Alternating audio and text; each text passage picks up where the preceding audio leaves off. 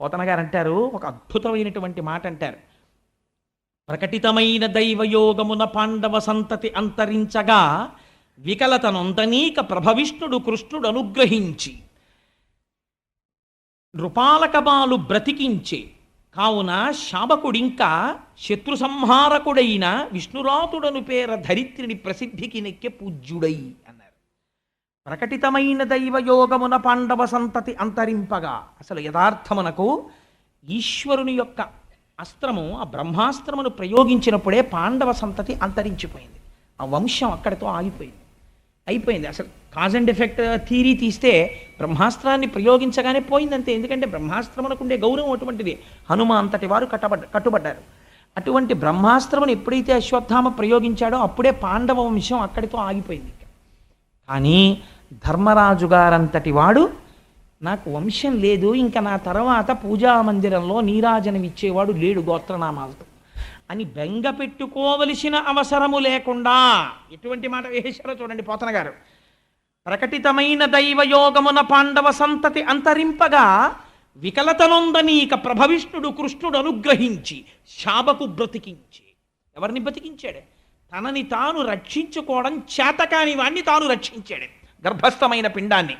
శాబకు బ్రతికించే కావున నృపాలక బాలుడింకా శాత్రవాంతకుడైన విష్ణురాతుడను పేర ప్రసిద్ధికి నెక్కె ధరిత్రిని పూజ్యుడై. కృష్ణ భగవానుని యొక్క అనుగ్రహము చేత బ్రతికింపబడి బయటికి వచ్చినటువంటి పిల్లవాడు కనుక ఇది పెద్దవాళ్ళు పేరు పెట్టడం అంటే ఎంత అందంగా పెట్టాడో చూడండి. హుచ్ హచ్ అని పేర్లు ఎడితే పిల్లల జీవితాలు కూడా అలాగే ఉంటాయి. నేను ఎక్కడో చూశాను, మొన్న ఎప్పుడో రైల్వే స్టేషన్లో కూర్చుంటే ఒక ఆవిడ పిల్లాన్ని పిలుస్తోంది.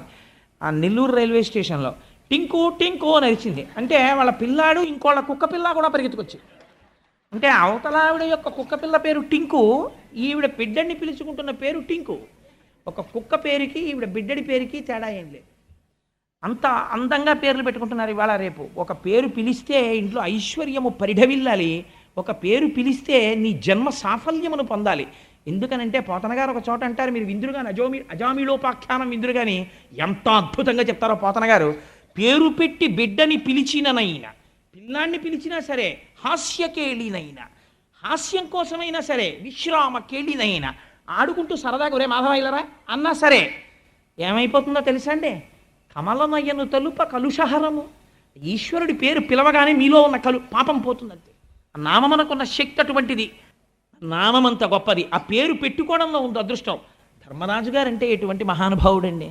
ఇవాళ రేపు మనం తెలుసుకోవాల్సినవి భాగవతంగా వినేయడం కాదండి, కొన్ని విషయాలు తెలుసుకోవాలి. ఇవాళ నేను కొంతమందిని చూస్తూ ఉంటాను, తల్లి తండ్రి బ్రతికుంటారు, కొడుకు శుభలేఖ వేసుకుంటాడు పెళ్ళికి. ఏమన్నా తెలుసా అండి? తల్లి లేరు, తండ్రి లేడు. మా చిన్నతనంలో ఒక ముష్టివాడు వచ్చేవాడు, అమ్మా నాకు తల్లి వల్లాహానాం, అమ్మా నాకు తండ్రి వల్లాహానాం. అంటే వల్లాహానం అంటే లేడనిలా ఉంది బహుశా. నాకు తల్లి లేదు, నాకు తండ్రి లేడు, నాకు అన్న లేడు, కాబట్టి ఎందుకు వచ్చానంటే భిక్షానికి వచ్చానన్నట్టు. నాకు తల్లి లేడు, నాకు తండ్రి లేడు, పైన ఓ దేవుడు బొమ్మ ఉండదు, ఓ శ్రీరస్తు ఉండదు, శుభమస్తు ఉండదు, అవిఘ్నమస్తు ఉండదు, పిలిచేవాడు లేడు, నాకు చాంద్రమానం తెలీదు, స్వస్తి స్త్రీ చాంద్రమానం లేదు, ముహూర్తం లేదు, నా అంతటి నేను స్వయం భూలింగల్లా పుట్టాను, ఎవరికి పుట్టానో నాకు తెలియదు, అందుకని దిక్కులేని ఇంకోతి నాకు దొరికింది, అందుకని వెడ్ ఇంకోతిని. కాబట్టి మీ అందరూ ఎవరు? అన్నం లేక బాధపడుతున్న దరిద్రులు. కాబట్టి మీరేం చేస్తారు? అక్షతలు ఏం వెయ్యక్కర్లేదు, మీకు అంత తపశ్శక్తి లేదు, మీరేం చేస్తారు? మీ అందరికీ అన్నదానం చేస్తున్నాం, 10కి 12కి మధ్యలో లంచ్, వచ్చి అన్నం తిని వెళ్ళిపోండి. ఓ శుభలేఖ వేస్తాడు, అది శుభలేఖ.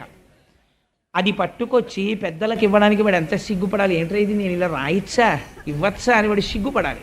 వాడు అది వేసుకుని చాలా గొప్పగా నేను శుభలేఖ రాశానని వాడు అది పట్టుకు తిరగడం. ఇది ఎప్పుడైనా మన పిల్లలకి మోడల్కి పనికొస్తుంది, ఎంత బాగుందో చూడు, కొత్తగా ఎలా ఉందోను అని మనం దాచుకోవడం, భగవద్గీత దాచుకున్నట్టు. ఎక్కడి నుంచి వస్తుందండి సంస్కారం రమ్మంటే పిల్లలకి? ధర్మరాజు గారు పెట్టాడు పేరు, మహానుభావుడు. విశ్వరాతుడను పేర, విష్ణురాతుడను పేర. ఈ పిల్లవాడు మరణించవలసిన వాడు అమ్మ కడుపులోని. ఎందుకు బ్రతికాడో తెలుసా? శ్రీ మహావిష్ణువు యొక్క అనుగ్రహం చేత బ్రతికాడు. విష్ణువు అనుగ్రహము చేత బ్రతికినవాడు కనుక వీడిని పిలిచినప్పుడల్లా మాకు గుర్తు రావాలి మా స్వామి అనుగ్రహం.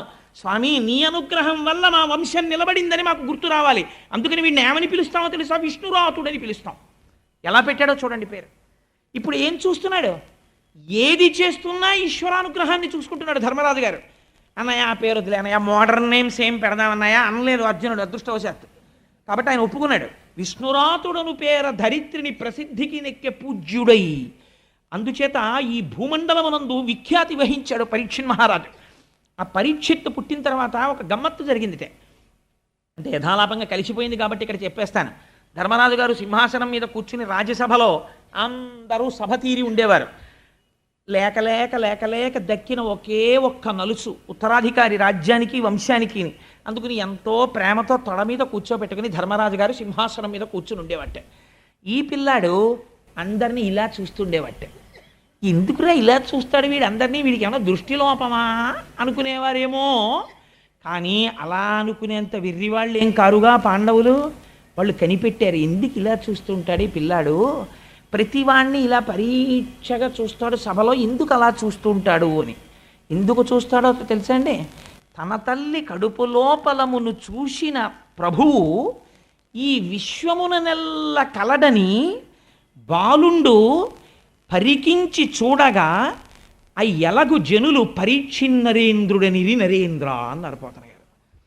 మా అమ్మ కడుపులో బ్రహ్మాస్త్రం అనేటటువంటి అస్త్రం వచ్చి అగ్నిహోత్రాన్ని వెదజల్లుతుంటే ఆ రోజున కాలిపోబోతూ నేను స్తోత్రం చేస్తే ఎవరో ఒక అంగుష్టమాత్రం మూర్తి పట్టు పీతాంబరం కట్టుకొని శంఖచక్ర గదా పద్మములతో వచ్చి గదని ఇలా తిప్పుతూ నన్ను రక్షించాడే, ఆయన ఈ విశ్వమంతా ఉన్నాడు అని మా తాతగారు మా పెదనాయన గారు చెప్తున్నారు. ఆయన ఎక్కడైనా కనపడతాడా అని చూసేవాట సభలో. విష్ణురాతుడని పేరు పెడితే పరీక్షగా అందరినీ చూస్తాడు కాబట్టి పరీక్షిత్ అని పిలిచారు ఆ పిల్లాన్ని. అందుకని ఆ పేరు ఉండిపోయింది. పెదనాన్నగారు పెట్టిందోటి, తను గెలుచుకున్నది ఒకటి, బిరుదునామం ఉండిపోయింది. మనిషి సాధించవలసిన ప్రజ్ఞ ఎటువంటిదో, దేని చేత గొప్పవాడైపోతాడో నేర్పుతుంది మనకు భాగవతం. అందుకని పరీక్షిత్ అయ్యాడు.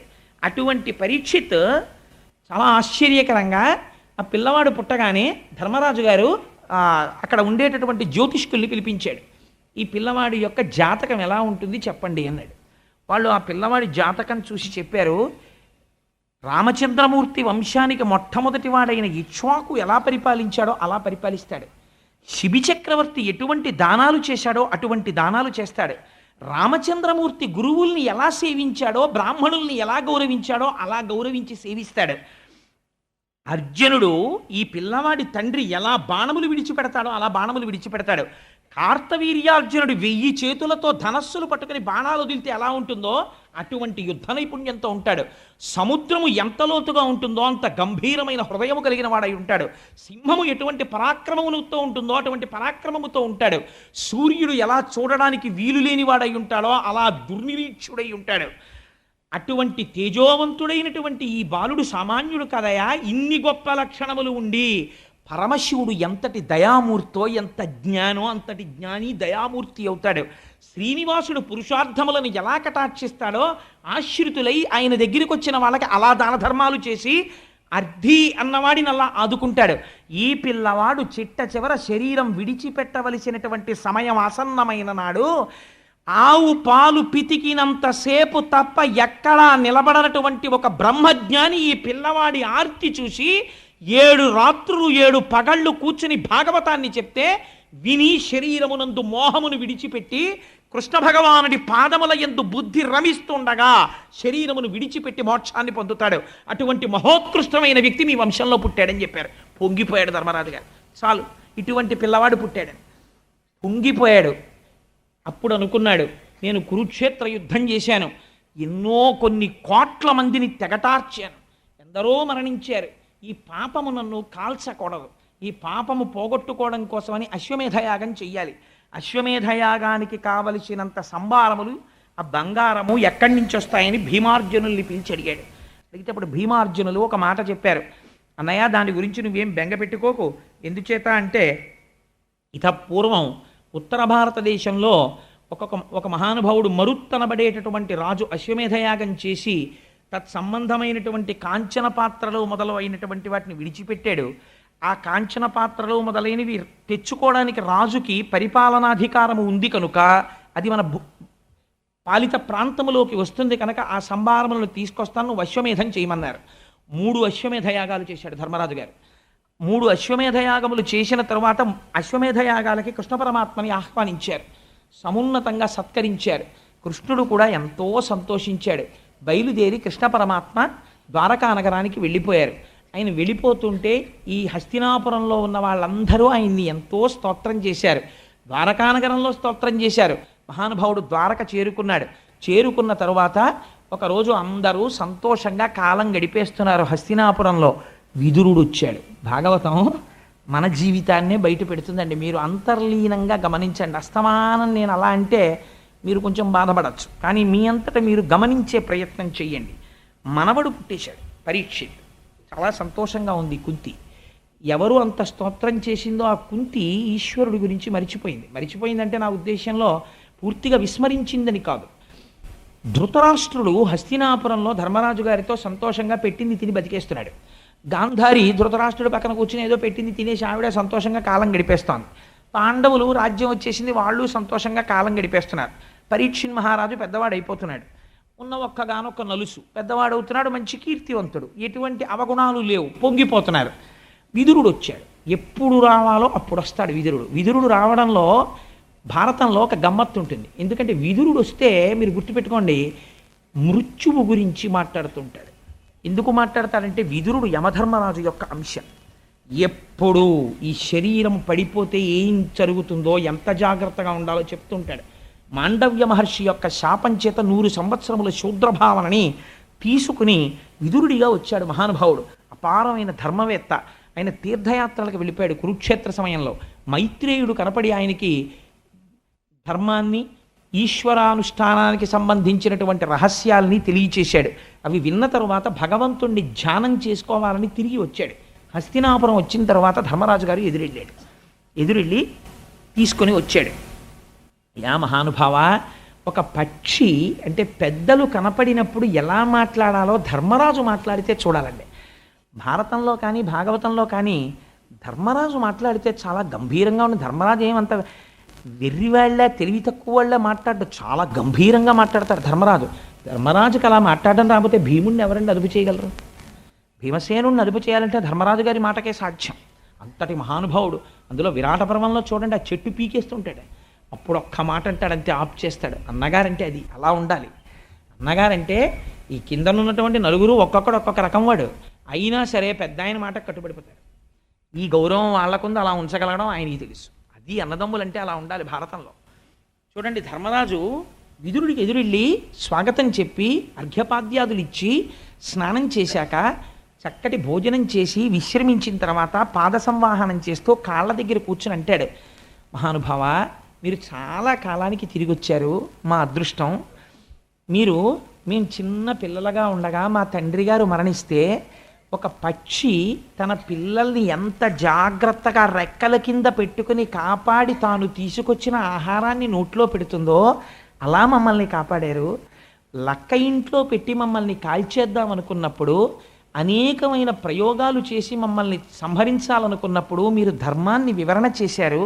సర్వకాలములయందు మా రక్షణ కోరుకున్నారు, మా వృద్ధి కోరుకున్నారు. అటువంటి మీరు ఎన్నో క్షేత్రములను పర్యటించారు. తీర్థయాత్ర చేసి వచ్చిన వాడి విషయంలో ఎలా ఉండాలో భాగవతం చెప్తుంది. తీర్థయాత్ర చేసి వచ్చినటువంటి వాడి పాదములకు నమస్కరిస్తే, ఏ పాదములకు వీడు నమస్కరించాడో యువతలవాడు తీర్థయాత్ర చేయకపోయినా తీర్థయాత్ర చేసి వచ్చిన వాడి పాదములకు నమస్కరించడం చేత ఆయా క్షేత్రములలోని దేవతల యొక్క అనుగ్రహం కలుగుతుంది. మీరు ఏ ఏ తీర్థములు తిరిగారు, ఏ ఏ తీర్థములను వసించి తిరిమి రే గిరుల్ కృమ్మినారని ఆ మనుచరిత్రలో ప్రవరాక్షుడు అడుగుతాడు. అలా మీరు ఎక్కడెక్కడికి వెళ్ళారు, ఏమేం చూశారు, మాకు చెప్పవలసింది అని అడుగుతాడు. విదురుడు ఎంతో సంతోషిస్తాడు. పెద్దవాళ్ళ దగ్గర మాట్లాడవలసినటువంటి విధానంలో మాట్లాడతాడు ధర్మరాజు. సంతోషించి ఆయనతో మాట్లాడి పంపించిన తరువాత ధృతరాష్ట్రుడు ఒక్కడే కూర్చుని ఉంటాడు. కూర్చుని ఉండగా వస్తాడు విదురుడు. వచ్చి ఒక మాట అడుగుతాడు. ఇది భాగవతం, అందుకే భాగవతం కొన్ని కోట్ల జన్మల తర్వాత మాత్రమే వింటారు. భాగవతం విన్న ఫలితం ఉట్టినే పోదు అనడానికి కారణం అదే. ఆయన అన్నాడు, ఏమయ్యా అంధుడా అని పిలిచాడు. ఓ కళ్ళు లేనివాడా, నువ్వు ఒక విషయం మరిచిపోయావేమో అని నేను అనుకుంటున్నాను అన్నాడు. ఏమిటి అని చూశాడు ధృతరాష్ట్రుడు. అవమానించాడు విదురుణ్ణి కురుక్షేత్రానికి ముందు. అన్నాడు, నీకు జ్ఞాపకం ఉందా, దుర్యోధనుడు తొడలు విరిగిపోయి కురుక్షేత్రంలో పడిపోయిన తరువాత ఇంకా బ్రతకాలన్న కోరికతో నీ పిల్లలతో ఎన్నో మాటలు పాండవుల్ని చంపాలని ప్రయత్నం చేసి వాళ్ళకి రావలసిన రాజ్యభాగాన్ని నువ్వు పెదనాయన వయ్యుండి కూడా కబళిస్తే ఆ పిల్లలు ధర్మంగా యుద్ధం చేసి రాజ్యాన్ని సంపాదించి నీవారన్నవారు మిగలకుండా చంపేవతల పారేస్తే దిక్కు లేక వాళ్ళ పంచన చేరితే అన్నానికి భీముడు అన్నాడు ఆ రోజున, పుట్టుగ్రుడ్డి, నీ బిడ్డలకి నీతి చెప్పలేక వాళ్ళని చంపడానికి కారకుడు అయ్యావురా, ఇంకా బ్రతుకుదామని పిండం తినడానికి మా ఇంటి మీద పడ్డావా అని అడిగాడు. ఎంత మరిచిపోయి బ్రతకడానికి ఇంకా ఇక్కడ చేరి తిని బతుకుతున్నావురా అని అడిగాడు. కళ్ళు తిరిగిపోయాయి ధృతరాష్ట్రుడికి. నీకు ఇంత వయస్సు వచ్చింది, నీ కళ్ళ ముందు బిడ్డలు వెళ్ళిపోయారు, నీవారన్నవాడొక్కడు లేడు. ఎవరు నశించిపోవాలని కోరుకున్నావో వాళ్ళు అన్నం పెడుతున్నారు నీకు, తింటున్నావు. దేనికి తింటున్నావు? ఇంకా బ్రతికేద్దామని. అలా తినేసి కూడా బ్రతికేస్తావురా? నీ ఒళ్ళు ముడతలు పడిపోయింది, నీ కళ్ళు పుట్టుకతో కనపడవు. ఇలా ఎన్నాళ్ళు ఉంటాయి అనుకుంటున్నావు ప్రాణాలు? చచ్చిపోతావు. ఇక్కడ ఉన్నా చచ్చిపోతావు, ఉండకపోయినా చచ్చిపోతావు. బుద్ధి మరల్చుకోవడం నేర్చుకో. ఎందుకు ఈ బ్రతుకు నీకు? నా మాట విని ఉత్తర క్షణం లేచి ఉత్తర దిక్కుకు వెళ్ళిపో. ఎవ్వరి కోసం చూడకు. వెళ్ళిపోయి ఇన్నాళ్ళు బ్రతికిన దుష్ట బ్రతుకు చాలు నీకు. ఇప్పటికైనా నా మాట విను. వెళ్ళిపోయి ఈశ్వరుడి యందు మనస్సు చేర్చి ప్రాణములను ఆహుతి చేసే అందులో చేసేసి యోగ మార్గంలో ఈశ్వరుణ్ణి చేరిపో. లేకపోతే నువ్వు చేసిన పాపాలకి ఎన్ని జన్మలు ఎత్తవలసి ఉంటుందో అన్నాడు. వెంటనే లేచి, గొప్ప మాట చెప్పావయ్యా, నిజమే. ఇంకా నేను ఎవరి కోసం బ్రతకాలయ్యా? భీముడు మొదలైన వాళ్ళు పెడుతున్నటువంటి ఈ నెత్తుటి కూడు తిని ఇంకా బతికేస్తున్నానా సంతోషంగా? నిద్ర పడుతోందా? ఛీ, రోత పుట్టిందయ్యా, వెళ్ళిపోతున్నానన్నాడు. ఒక వయసు వచ్చేసిన తర్వాత మనిషి దృష్టి దేని మీదకి వెళ్ళిపోవాలో విదురుడు చెప్తున్నాడు. విదురుడు ధృతరాష్ట్రుడికి చెప్పట్లేదు, కళ్ళు మూసుకుపోయిన అందరికీ చెప్తున్నాడు. కదండి, నేను తప్పన్నానా? లేదు కదా. ఎటువైపుకి వెళ్ళవలసిన అవసరం ఉందో, ఇంకా శరీరం పడిపోయే టైం దగ్గరికి వచ్చేస్తున్నప్పుడు ఇంకా కోడల మీద దెప్పుళ్ళు, కూతురు మీద దెప్పుళ్ళు, పెద్ద కోడలు ఇంటికి వెళ్ళి రెండో కోడల మీద నేరాలు, రెండో కోడలు ఇంటికి వెళ్ళి పెద్ద కోడల మీద నేరాలు, గుళ్ళోకి వెళ్ళి కూడా నలుగురిని కూర్చోపెట్టుకుని తన వాళ్ళ మీద నేరాలు. ఎప్పటికీ నీ మనస్సు ఈశ్వరుడి మీద మగ్నం అవుతుంది. జుట్టు తెల్లపడిపోయింది, ఒళ్ళు ముడతలు పడిపోయింది, పలకల పలకల పలకల కింద చాప పొలుసుల్లాగా చర్మం అంతా అద్దంలాగా విడిపోతోంది ఎక్కడికక్కడ చలిగాలికి. పూర్వం ఉన్న పటుత్వం లేదు. చేతులు వణుకుతున్నాయి. కూర్చుని లేద్దామంటే మోకాళ్ళు కొంచెం నొప్పెడుతున్నాయి. పూర్వంలా కొంచెం ఎక్కువ తింటే జీర్ణం అవ్వట్లేదు. త్రేణుపులు వస్తున్నాయి. ఒక్క రాత్రి నిద్రపోకపోతే ఉండలేకపోతున్నావు. పిల్లల పెద్దవాళ్ళు అయిపోయారు. వాళ్ళు చేసుకోగలిసినవి వాళ్ళు చేసుకుంటున్నారు. నువ్వు అస్తమానం వరే నీకే జీతం ఎంత వస్తుందని అడిగితే వాడు విసుక్కుంటున్నాడు. నిన్ను చూసేటప్పటికి లెక్క పెట్టుకుంటున్నవాడు వెనక్కి పెట్టేసుకుంటున్నాడు. ఇంకా ఎందుకు బ్రతికేస్తానంటావు?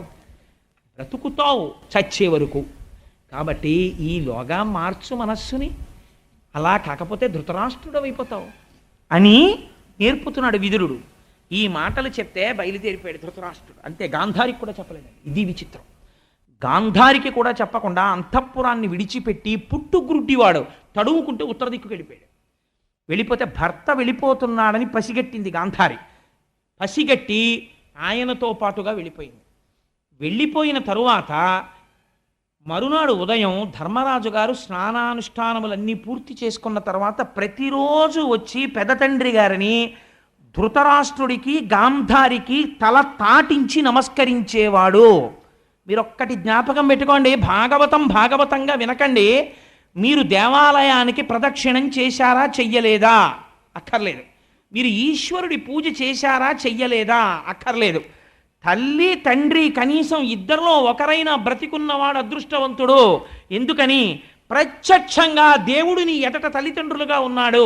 వాళ్ళ పాదములకు నీ శిరస్సు తాటించి నమస్కరించగలిగితే 33 కోట్ల దేవతార్చన నువ్వు చేసేసినట్టే.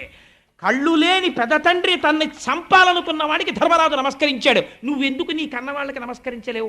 నమస్కరించిన నాడు భాగవతం పుట్టిన దేశంలో పుట్టాననిపించుకోవడానికి నీకున్న నైతిక అర్హత ఏమిటి?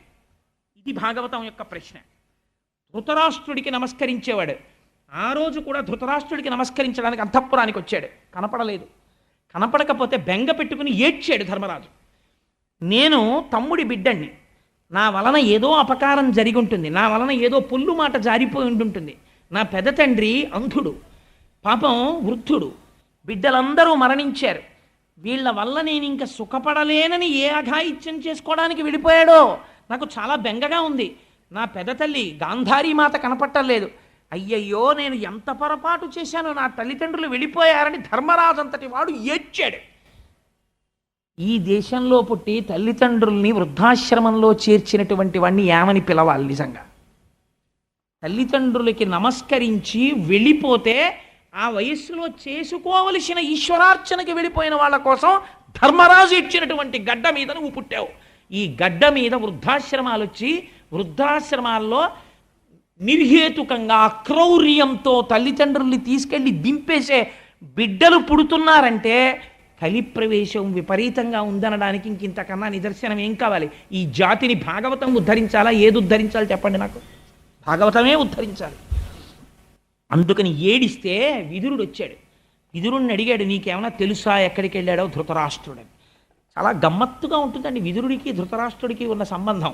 సరే, ఇప్పుడు నేను మళ్ళీ భారతంలోంచి ఆ విదుర ధృతరాష్ట్ర సంబంధం గురించి చెప్తే ఇప్పుడు అది పెద్ద అంశం అయిపోతుంది కాబట్టి నేను భయపడుతున్నాను దాని జోలికి వెళ్ళడానికి. అసలు కృష్ణుడు విశ్వరూప సందర్శనంలో ధృతరాష్ట్రుడికి దర్శనం ఇవ్వడం ఎందుకండి? అంతటి దుర్మార్గుడైతే ఎందుకు ఇచ్చాడో తెలుసా అండి? తప్పో ఒప్పో మంచివాడు విదురుడని తెలుసు. అందరూ పడుకున్నాక రాత్రి పిలిచి, ఒరే నిద్ర పట్టట్లేదురా విదురా, ఏమైనా మంచి మాటలు చెప్పానేవాడు. దిక్కుమాలినాడా, నీకు ఎందుకు నిద్ర పట్టదురా? దొంగలకి నిద్ర పట్టదు, నువ్వు దొంగడివి, మీ తమ్ముడు రాజ్యం మీ తమ్ముడి పిల్లల రాజ్యం నువ్వు కొట్టేద్దాం అనుకుంటున్నావని తిట్టేవాడు. అన్నీ తిట్టేసిన తర్వాత రాత్రి, ఒరే బాగా తిట్టావురా, నిజమే నేను దొంగనే, కానీ వెళ్ళి పడుకో, నేను పడుకుంటాను. ఏం చేస్తాను, నేను ఈ మోహంలోంచి బయటికి రాలేననేవాడు. కనీసం ఒక్క మంచి వ్యక్తి దగ్గర సత్సంగం చేసి తన తప్పులు ఒప్పుకొని రాత్రి మంచి మాటలు వినేవాడు, బుర్రకు పట్టినా లేకపోయినా. ఈ పుణ్యానికి దివ్య విశ్వరూప సందర్శనంలో ధృతరాష్ట్రుడికి కళ్ళిచ్చి దర్శనమిచ్చాడు కృష్ణుడు. ఒక సత్పురుషుడితో సహవాసం ఎంత గొప్పదో జీవితంలో చూడండి. సత్సంగత్వే నిస్సంగత్వం, నిస్సంగత్వే నిర్మోహత్వం, నిర్మోహత్వే నిశ్చలతత్వం, నిశ్చలతత్వే జీవన్ముక్తి అంటారు శంకర భగవత్పాదులు. అందుకే అటువంటి ధృతరాష్ట్రుడు ఉత్తర దిక్కుకి వెళ్ళిపోతే, గాంధారి వెళ్ళిపోతే విదురుడు అన్నాడు, నాకు కూడా తెలియదు మరి ఎటు వెళ్ళిపోయాడో, కానీ నాకు కొంచెం బాధగానే ఉంది. పాపం పెద్దవాడు, కళ్ళు లేనివాడు, ఎంతైనా అన్నదమ్ములు కదండి. నిన్న రాత్రి మరి ఆయనేగా చెప్పాడు, ఎంత వెళ్ళిపోయినా అయ్యో పాపం ఎక్కడికి వెళ్ళిపోయాడో, ఏం తడుముకుంటున్నాడో అని నాకు బాధగానే ఉందని కన్నుల నీరు పెట్టుకున్నాడు. అప్పుడు నారదుడు వచ్చాడు. ఇప్పుడు నారదుడు ఎప్పుడు వచ్చినా జగత్ కళ్యాణమే. మీరు జ్ఞాపకం పెట్టుకోండి, నారదుడు ఆ సందర్భంలో వచ్చాడు అంటే అలా బతకాలని, అంటే నా ఉద్దేశం అందరూ ఉత్తర దిక్కు వెళ్ళిపోండి అని కాదు సుమండి. అంటే ఉత్తర దిక్కు వెళ్ళిపోవడం ఉత్తమమైనటువంటి మార్గము వైపుకి ప్రయాణించడం, అంటే అటువంటి జీవితాన్ని అలవాటు చేసుకుని ఇంట్లో ఉంటే వచ్చిన నష్టమే ఉందండి? ఏమీ నష్టం లేదు. ఈశ్వరాభిముఖం చేసుకోవాలి మనస్సును, ఆ ప్రయత్నం చేయమని. అది నాకే అలవాడుతుందో అలవడదో, నేను కుంతీదేవిలా ఆయన్నే ప్రార్థన చెయ్యాలి. ఏమో నాకు ఇంకో 4 ఏళ్ళో 5 ఏళ్ళో 6 ఏళ్ళో పోతే నాకు కోడలు వచ్చేస్తుందిగా, నాకు అల్లుడు వచ్చేస్తాడుగా, తరం మారిపోతుంది కదా.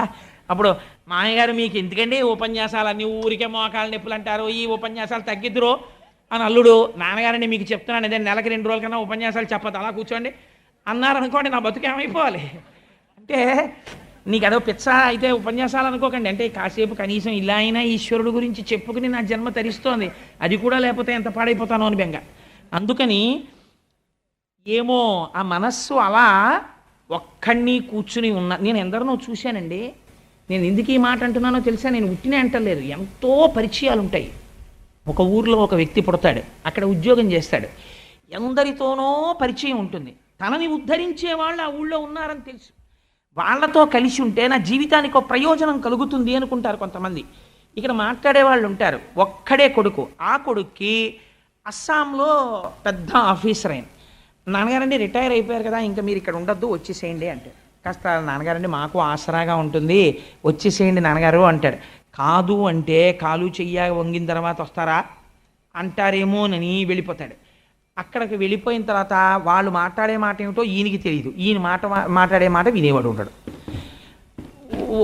ఎవరితోన్నా మాట్లాడుకుందాం అంటే ఏమీ మాట్లాడడానికి ఉండదు. అలా ఒక్కడు జీవితం గడపాలి. ఎందుకోసం? కొడుకుతో ఉండాలి కాబట్టి అంతే.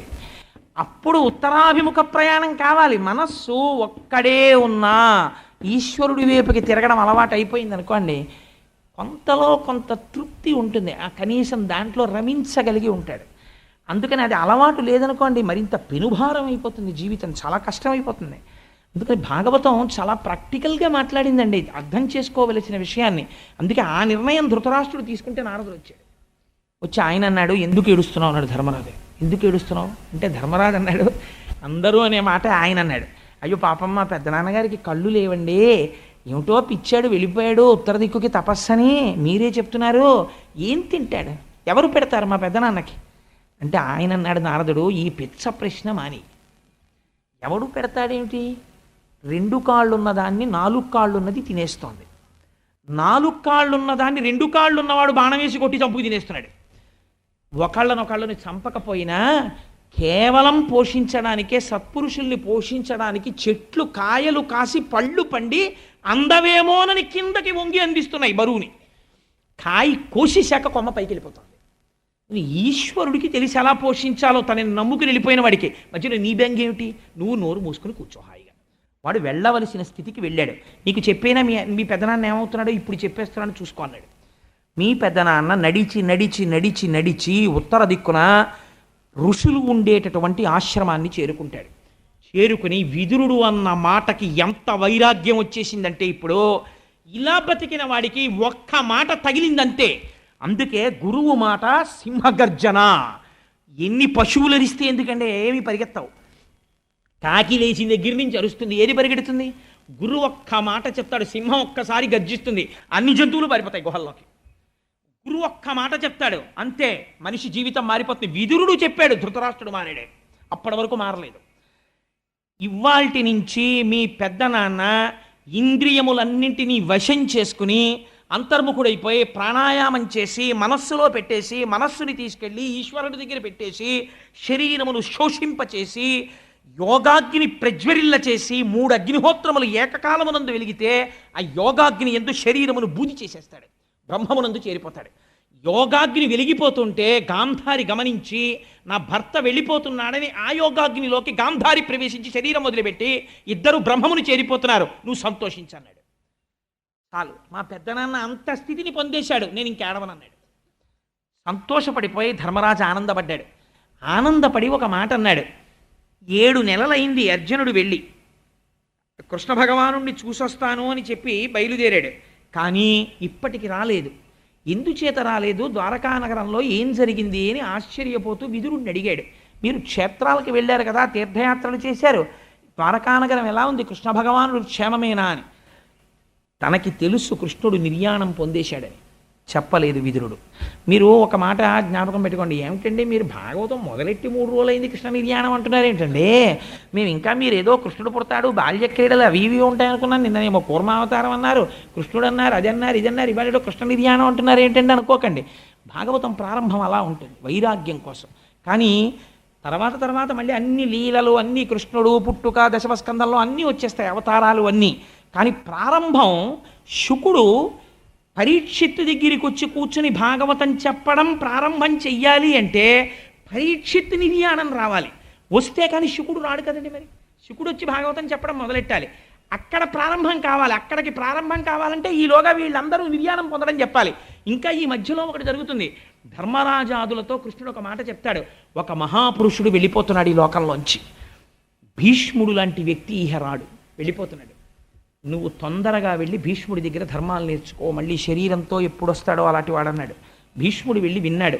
ఆ భీష్ముడు అంటే ఏమిటో, భీష్ముడి జీవితం ఏమిటో ఇప్పుడు చెప్పడం ఎందుకు, ఎలాగో 4 రోజుల్లో భీష్మేకాదశి వచ్చేస్తోంది కదా, భీష్మ ఏకాదశి నాడు భీష్ముడి యొక్క చరిత్ర చెప్పి ఆఖరణ బొటనవేలు దగ్గర నుంచి లాగేస్తాడు ప్రాణాలని, హృదయస్థానమునందు పెట్టుకుని కూర్చుంటాడు ఏకాదశి ఘడియల కోసం. కూర్చుని కృష్ణుణ్ణి ఎట్ట చూస్తూ స్తోత్రం చేస్తాడు, భీష్మస్తుతి. ఎంత ఇటువంటి పద్యాలండి పోతన గారి అనువాదం. ఆ స్తోత్రం చేసి విష్ణు సహస్రనామ స్తోత్రం చెప్పి ఈశ్వరుడిలోకి లీనమైపోతాడు. అప్పుడు అంత్యేష్టి కార్యక్రమాన్ని భీష్ముడికి నిర్వహిస్తారు. అది భీష్మ ఏకాదశి నాడే చెప్పుకుంటే మన జన్మ తరించిపోతుంది. కనీసం ఒక భీష్మ ఏకాదశి అయినా జీవితంలో అలా చేసిన వాళ్ళం అవుతాం. ఆ రోజున సత్యనారాయణ వ్రతం చేసుకుని, విష్ణు సహస్ర పారాయణ చేసుకుని, ఆ రోజు సాయంకాలం భీష్ముడి చరిత్ర చెప్పుకొని, ఆ రోజున భీష్ముడు చేసిన స్తుతి చెప్పుకొని, ఆ రోజున వాణిగారు పంచిపెట్టేటటువంటి స్తోత్రాల్ని మనందరం బహుమానంగా అందుకుని చక్కగా ఇంటికెడదాం. భీష్మేకాదశి సార్థకత చెందిపోతుంది ఆ రోజున. అందుచేత కృష్ణ భగవానుడు నిర్యాణము చెందాడన్న అప్రీతికరమైన వాక్కు విదురుడు చెప్పలేదు. ఎందుచేత అంటే వాక్కుకి ఒక నియమం ఉంది. సత్యం బ్రూయాత్, ప్రియం బ్రూయాత్, న బ్రూయాత్ సత్యమప్రియం. సత్యమైన అప్రియమైన మాట చెప్పకూడదు. కృష్ణుడు వెళ్ళిపోయాడన్న మాట తనంత తాను తెలుస్తుంది. తెలిసే లోపలే చెప్పేస్తే ధర్మరాజాదులు తట్టుకోలేరని విదురుడు చెప్పలేదు. కానీ ధర్మరాజు అన్నాడు, 7 నెలలైంది అర్జునుడు వెళ్ళి తిరిగి రాలేదు, నాకు కొంచెం మనస్సు ఆందోళనగా ఉంది, నాకు కొన్ని దుర్నిమిత్తములు కనపడుతున్నాయి, రాత్రుళ్ళు పీడకలలు వస్తున్నాయి, నా శరీరంలో అదరకూడనటువంటి అవయవములు అదురుతున్నాయి, నేను ఇంతటి సార్వభౌముడను, నేను దిగిన రథం దగ్గరికి ఎడుతున్నప్పుడు ఒక వీధి కుక్క అరుస్తూ నా మీదకొచ్చి వెనక్కి తిరిగి వెడుతోంది, నేను రథం ఎక్కబోతున్నప్పుడు నా గుర్రములు నా వంక చూసి కన్నుల నీరు కారుస్తున్నాయి, ఆవులు నాకు ఎడమ పక్క నుంచి వెడుతున్నాయి, గాడిదలు మొదలైన జంతువులు కుడిపక్క నుంచి వెడుతున్నాయి, సూర్యోదయం జరుగుతున్నప్పుడు ఆడనక్కలు సూర్యుడి వంక చూస్తూ పెద్దగా ఏడుస్తూ అరుస్తున్నాయి, భూమి నిష్కారణంగా కంపిస్తోంది, మేఘములు లేని పిడుగులు పడుతున్నాయి, అప్పుడప్పుడు రాజ్యంలో నెత్తురు వర్షం పడుతోంది, దేవాలయాలలో ఉండేటటువంటి ప్రతిమలు కదులుతున్నాయి, దేవాలయాలలో ఉండేటటువంటి ప్రతిమల యొక్క చెమరుస్తోంది, చెమట పడుతోంది, అగ్నిహోత్రములో నెయ్యి పోసినా సరే పైకి లేవట్లేదు, రాత్రుళ్ళు గుడ్లగూబలు ఒకదాంతో ఒకటి పోటీపడి అరుస్తున్నాయా అన్నట్టు ఏడుచుకుని మాట్లాడుకుంటున్నాయి. ఈ దుర్నిమిత్తములన్నీ చూస్తే అవతార పురుషుడై ధర్మమును 4 పాదముల నడిపించి ఈ లోకమునంతటినీ తన భుజాల మీద పెట్టుకుని రాక్షస సంహారం చేయించిన మహానుభావుడైన కృష్ణుడు శరీరమును విడిచిపెట్టి అవతారములు చాలించాడని నాకు అనిపిస్తోంది. అదే జరిగితే మేము కూడా వెళ్ళిపోయే రోజు దగ్గరికి వచ్చేసినట్టే, నాకు అనుమానంగా ఉంది అని బాధపడ్డాడు. ఇంతలో అర్జునుడు వచ్చాడు, తల దించుకుని ధనస్సు పట్టుకుని వస్తున్నాడు. వస్తుంటే ఆ ముఖం చూసి, అంటే నేను అన్ని శ్లోకాలు ఇప్పటికే శ్లోకాలు పద్యాలు తగ్గిస్తున్నాను, కొన్ని కథ నడవదని అంతా చెప్పడం కుదరదు కదండి. ప్రధానమైన విషయాలు కొన్ని ప్రస్తావన చేస్తాను. ధర్మరాజు అడిగిన ప్రశ్న ఏమిటో తెలుసా అండి? కుశలం అడిగాడు ముందు. ఏమయ్యా, ద్వారకలో అందరూ కుశలమా? వసుదేవుడు కుశలమా? ఆయన భార్యలు కుశలమా? ఉగ్రసేనుడు కుశలమా? అన్నీ అడిగిన తర్వాత అన్నాడు, నీ ముఖం ఎందుకు అలా వాడిపోయింది? ఒకవేళ ఎవరైనా రోగులు కానీ, స్త్రీలు కానీ, వృద్ధులు కానీ, దీనులు కానీ నీకు శరణాగతి చేస్తే వాళ్ళని రక్షించలేకపోయావా? వృద్ధులైన వారు, పసిపిల్లలు తినకుండా నువ్వు ఎక్కడైనా ముందు భోజనం చేసి వచ్చావా అని అడిగాడు. ఎంత గొప్ప మాట చూడండి. మనం సాధారణంగా ఏం చేస్తామంటే, పెద్దవాళ్ళు ఉండగానే మాకు ఆఫీస్ టైం అయిపోతుందనో ఇంకోటనో ముందు బాగుండదండి పెద్దవాళ్ళు వాళ్ళకి పెట్టేయండి అని వాళ్ళకి భోజనం పెడతాం, వాళ్ళు కూడా అలాగే తినేసి వెళ్ళిపోతారు. పెద్దవాళ్ళు పాపం ఎక్కడో కూర్చుని గడగడ వణికిపోతూ అలా కూర్చుని ఉంటారు. నోరు విప్పి అడగలేక, ఒరే ఉండలేకపోతున్నాను రా, దడదళ్ళ అడిపోతోంది, లేచి పంక్తి దగ్గరికి వచ్చేటప్పటికే కుర్చీలు ఆక్రమించేస్తున్నారు, నాకు ఎక్కడో అక్కడ కూర్చోపెట్టి ఇంత అన్నం పెట్టేద్దు అంటాడు. తినేసిన వాడికి ఎంత పాపం సంక్రమిస్తోందో చూడండి. అన్నానికి పిలిచినవాడు, ఆతిథ్యం ఇచ్చేవాడు జాగ్రత్త పడాలి. ఈ మాట అడిగాడు ధర్మరాజు. ఏరా, ఎక్కడైనా వృద్ధులు కానీ పసిపిల్లలు కానీ తిననికుండానే నువ్వు ముందు భోజనం చేసి వచ్చావా, ఎందుకు అలా ఉన్నావు అని అడిగాడు. అడిగితే అర్జునుడు అన్నాడు, అన్నయ్య, మన నిచ్చెలి, మన చెలికాడు, మన దైవము, మన బంధువు, మన సమస్తమైనటువంటి కృష్ణుడు శరీరాన్ని విడిచిపెట్టేశాడు. ఎంత ఆశ్చర్యమో తెలుసా అన్నయ్య, ముళ్ళు కాలులో గుచ్చుకుంటే అడవిలో వెడుతున్నవాడు ముళ్ళు తీయడానికి వేరొక ముళ్ళు చేత్తో పట్టుకుని ఈ ముళ్ళు తీసే వరకు చర్మాన్ని ఉత్తరించి శరీరములో ఉన్న ముళ్ళు తీసేసిన తర్వాత శరీరములో గుచ్చుకున్న ముళ్ళు, చేతిలో ఉన్న ముళ్ళు, 2 ముళ్ళని విసిరేసినట్టు శరీరముతో ఈ లోకములోకి వచ్చి దేన్ని పొందాలో దాన్ని పొందకుండా వ్యర్థముగా రాత్రి నిద్రయందు, పగటిపూట అనవసరమైన ప్రసంగములయందు జీవితాన్ని పాడు చేసుకుంటున్న వ్యక్తుల్ని ఉద్ధరించడానికి తాను శరీరముతో వచ్చి ముళ్ళుతో తీసినట్టు తాను శరీరధారి అయి వచ్చి లోకమునకు గీత చెప్పి నడువడి నేర్పి మనల్ని ఉద్ధరించి కాపాడి రెండు ముళ్ళు పారేసినట్టు లోకోత్తరణమైపోయిందని శరీరాన్ని కృష్ణుడు వదిలేశాడన్నయ్య అన్నాడు. వదిలేస్తే ఆశ్చర్యం ఏమిటో తెలుసా అన్నయ్య, గోపాల బాలురు కృష్ణుడు శరీరం విడిచిపెట్టగానే కృష్ణ నిర్యాణం కాగానే ఒకరినొకరు కొట్టుకుని అందరూ మరణించారు. కృష్ణుడి భార్యల్ని రక్షిద్దామని నేను గోపాలులతో యుద్ధం చేయవలసి వచ్చింది. గోపాల బాలురంటే వారికి పశువుల్ని తోలడం తప్ప యుద్ధం తెలియదు. అటువంటి వారు కేవలం కడవలో నీళ్లు పట్టుకెళ్ళేటటువంటి ఒక అబలని ఓడించినంత తేలిగా గాంధీవం ఉన్న నన్ను ఓడించేశారన్నయ్య. ఓడించి కృష్ణ పత్నుల్ని నా దగ్గర నుంచి అపహరించి పట్టుకుపోయారు. అన్నయ్య, నాకు ఒకటి అర్థం కాలేదు. ఈ గాంధీవమే కదా నేను అప్పుడు పట్టుకున్నది, ఈ రథమే కదా నేను ఎక్కింది, ఈ చేతులే కదా బాణాలు వేసింది. ఆనాడు 18 అక్షౌహిణీల సైన్యాన్ని చీల్చి చెండాడనే ఆ కృష్ణుడు ఎదరలేడి వాళ్ళ సారథ్యంలో. ఎత్ర యోగేశ్వర కృష్ణో ఎత్ర పార్థో ధనుర్ధర తత్ర శ్రీర్విజయోభూతి ధ్రువా నీతిర్మతిర్మమ. ఏనాడు నీ జీవన రథంలోంచి కృష్ణుడిని దింపేశావో అప్పటి నుంచి నీకు ఓటమి ప్రారంభం. ఎంతకాలం కృష్ణుడు నడిపిస్తున్నాడని నువ్వు నమ్ముతున్నావో అంతకాలం నీకు విజయ పరంపరే. ఇవాళ లేడన్నయ్యా కృష్ణుడు. ఆనాడు ద్రౌపదీదేవి స్వయంవరంలో నేను బాణాన్ని గురిపెట్టి కదులుతున్న చేపని కొట్టానా, ఖాండవనాన్ని దహించడానికి ఆగ్నేయాస్త్రాన్ని ప్రయోగించానా, 18 అక్షౌహిణీల సైన్యాన్ని చీల్చి చెండాడానా, భీష్మ ద్రోణ కర్ణాది వీరుల్ని నిగ్రహించానా. ఇన్ని చెయ్యగలిగినటువంటి ఈ చేతులు ఇవాళ గోపాల బాలురితో యుద్ధం చెయ్యలేకపోయాయా? నాకు అర్థమైపోయిందన్నయ్య, ఎప్పుడు కృష్ణుడు వెళ్ళిపోయాడో ఆనాడే మన జీవములు వెళ్ళిపోయాయి. ఇవాళ మనం ఉన్నది జీవచ్ఛవాలం ఉన్నామంతే అన్నయ్య అన్నాడు. ఈ మాటలు విన్నాడు ధర్మరాజు. విని అన్నాడు, ఇంకా మనం ఉండవలసిన అవసరం లేదు. కృష్ణుడు ఎప్పుడైతే వెళ్ళిపోయాడో అప్పుడే కలిపురుషుడు వచ్చేస్తున్నాడు. తర్వాత యుగానికి అవకాశం ఇచ్చేసాడు. అందుకని వెళ్ళిపోయాడు కృష్ణ భగవానుడు. కాబట్టి ఇక మనం ఇక్కడ ఉండవలసిన అవసరం లేదురా అని పరీక్షిత్తుని పిలిచాడు. పిలిచి పరీక్షిత్తుకి పట్టాభిషేకం చేశారు. పట్టాభిషేకం చేసేసి ఎంత గొప్పగా వర్ణించారో తెలుసా అండి భాగవతంలో. తను కట్టుకున్నటువంటి సార్వభౌమ లాంఛనములైనటువంటి తెల్లటి పట్టు వస్త్రములను విడిచిపెట్టేశాడు. తనకున్న ఆభరణములన్నింటినీ తీసి పక్కన పెట్టేశాడు. ఆ కేశపాశమునకున్నటువంటి ముడి విప్పేశాడు. విప్పేసి జుత్తు చల్లా చెదరుగా పడిపోయింది. ఆ పెట్టుకున్నటువంటి బొట్టు కాని తిలకము కాని ఏమీ లేవు. ఒక పిచ్చివాడో, ఒక ఉన్మాదో, ఒక రోగగ్రస్తుడో, ఒక పిశాచము ఆవహించిన వాడో, ఒక భూతమో తిరిగినట్టుగా అయిపోయాడు. అయిపోయి ఒక మానసిక హోమము చేశాడు అన్నారు.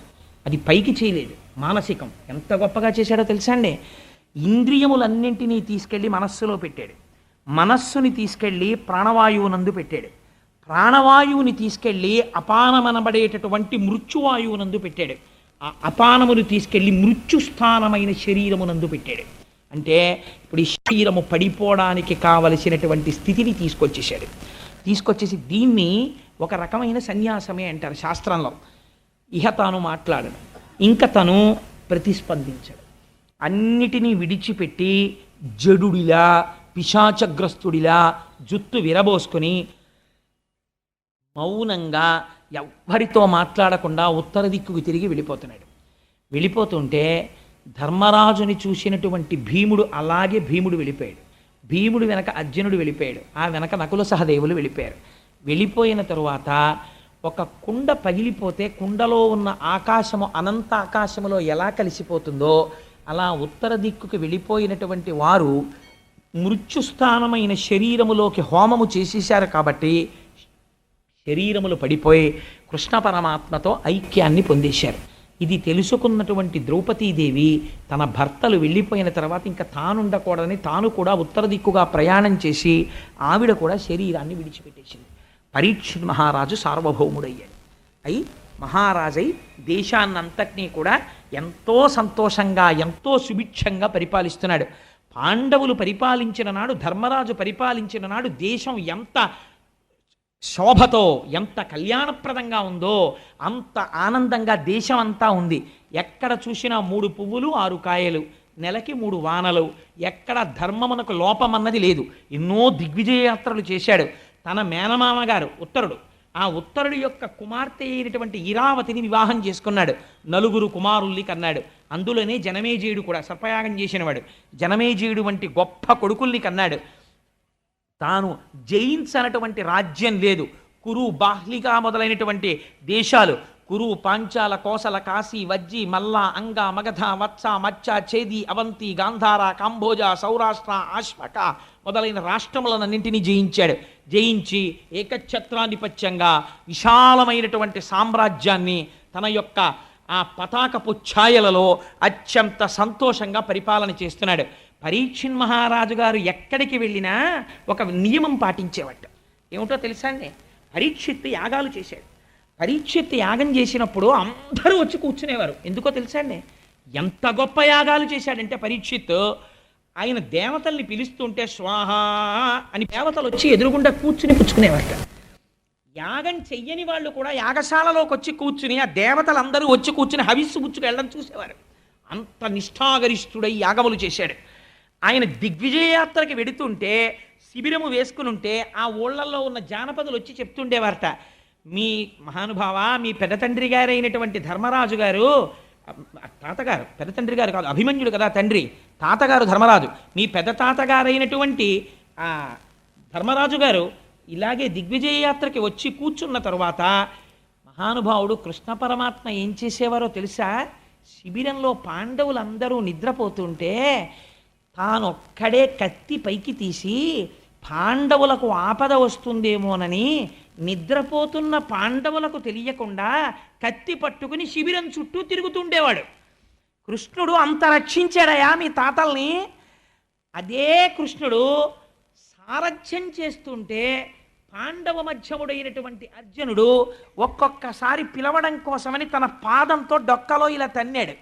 తంతే వెనక్కి తిరిగి చూసి, ఫల్గుణ ఏ రథం ఎటు తిప్పాలి అని అడిగేవాడు. అర్జునుణ్ణి పిలిచి బావా అని హాస్యం ఆడేవాడు.